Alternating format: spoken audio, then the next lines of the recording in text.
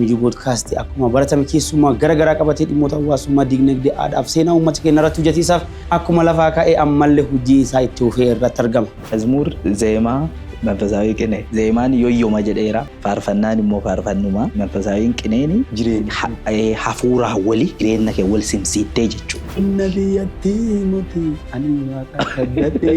አኒ ዋቀተደ ፋርፈናን ዳዊቲሱ ኪታብ ወል ሁሉ ከየሰ ጅራ ሴና ዳዊቲሰን ፋርፈናን ደንዴቲፍ ሁምና ዋቃ ዋቃ ከመከኒ ነማ ኢት አማናቱ ገርጋርሳፍ ሁምና አከኒ ታኡፊ ፋርፈናኒ ኢፍሴ ጀቹ ዳቶታ mijuu podcast dikko Allah isirrana yiti achin duba waan daawiti farti maqakeetiin ko walta dhufa utti deebina deeqana agasi diida gammoojjiitti gaafa hooleeti suka achitti adii baradhee bakka sante adii baradhee dhakaa diqichaani golaadi kallacha tumee jisee mataarra ejjadhee guddaa sani mataarra ejjadhee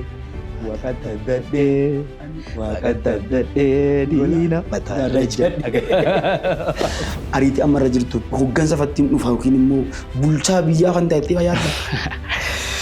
Nagiya waaqaatii jirra malee nagiya karaa garaagaraatiin jiruuni taantalamii yeroo fiddanii amma oomishtan yookiin bittanii yeroo fiddan finfinnee yeroo baata eenyu gurgurattan. Sabii biraa fakkeenyaaf finfinnee keessa jiru nuumarraa bitanii ergan ka erginu waliin persentiidha yoo laalte harka 100 keessa tokko hin gahu. Taantalamii isin bittanii moo oomishtanii gadi dhattanii.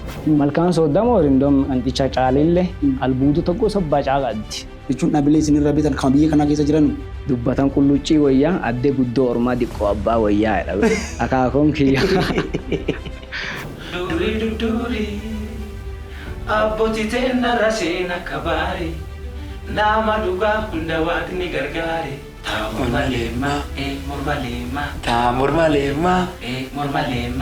mormaleema si jaaladhe halkanii guyyaa ideema.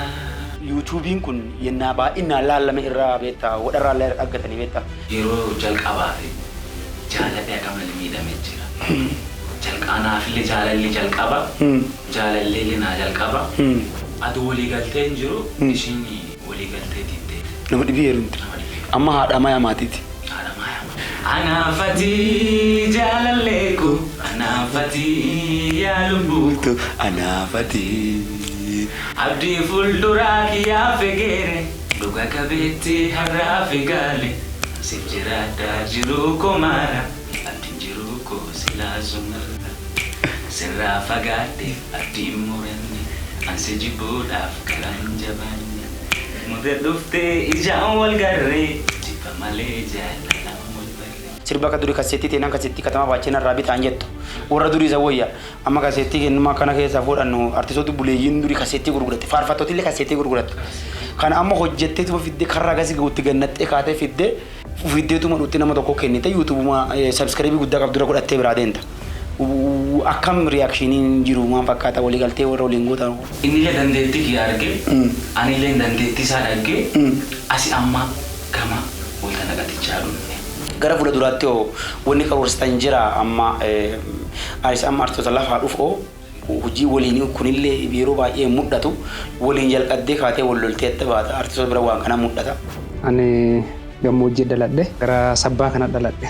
Nigdeen adaala sabbaa sun jiru maal fakkaata? Horsiisa moo qonna moo bocii moo qotii moo albuuda qabdii horii qabdii wanni isiin addeettu hin jirtu waa hundaan waaqa eebbiseera. Amma fakkeenyaaf teelemiin konkolaataa keessatti waa hojjetu qabaa warreen akka liitiyeemii fa'aa baatirii konkolaataaf oomishaaf ta'aa jedhama. Faana buutanii haga hunda isaanii dhaqqabutti faana yaaliin gootan jira. Lubbunaa waa'eetti darre gaara sarratti ati nuun qaabattadhe yaada namni nuti jaallannu baay'een gaara qanxichaa keessatti namni dhumateeru baay'een isaanii jiranii. Naannoo investimentiin akkasii jiru san naannoo qabeen akkasii jiru sanitti immoo fayyadamummaa uummataa walii galaa jira. Fakkeenyaaf daandiin qanxichaa kaasee haga shaakkisootti daandiin jabaan daandiin aspaaltiin jabaa yoo hojjetame itti fayyadamummaan isaa uummata adaala saniitii fi nama karaa sanuu lafa santuun dhalatiin kan karaa san dhufuullee fi gargaaraa jechuudha. Infiraastiraakchariin maal fakkaata? Addee guddoo ormaa diqqoo abbaa wayiidhaan san akka malee yaaladhee jira waan ta'eef diqqoo ta'e na nu jabeessa. Mijuu podcast like share subscribe nu godhaa.